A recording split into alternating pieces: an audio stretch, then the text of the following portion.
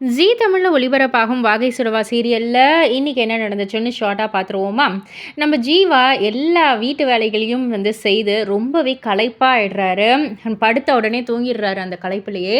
இது எல்லாத்தையுமே வந்து மீனாட்சி வந்து பார்த்து ரொம்பவே வருத்தப்படுறாங்க.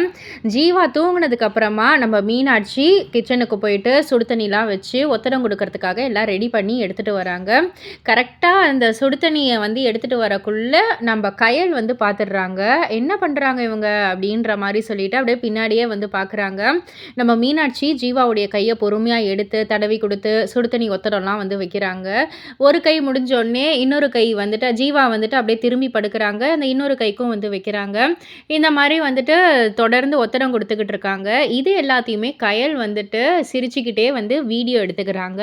ஸோ இத வந்துட்டு ஜீவா கிட்ட காமிப்பாங்களா? இல்ல மீனாட்சியோடைய அன்பு ஜீவாவுக்கு புரிய வருமா? மீனாட்சி கொஞ்சம் கொஞ்சமா அவங்களுக்கே தெரியாம ஜீவாவ நெருங்கி வராங்க. இந்த ஒரு காதல் வளருமா? போன்ற பல கேள்விக்குறிகள் ரசிகர்களுடைய மனசுல இருக்கு. இது எல்லாத்திற்குமே விடை தெரியணும்னா, ஜீ தமிழ்ல ஒளிபரப்பாகிற வாகை சுடவா சீரியல தவறாம பாருங்க. அண்ட் இது போல அப்டேட்டுக்கு நம்ம சேனல சப்ஸ்கிரைப் பண்ணுங்க, லைக் பண்ணுங்க, ஷேர் பண்ணுங்க.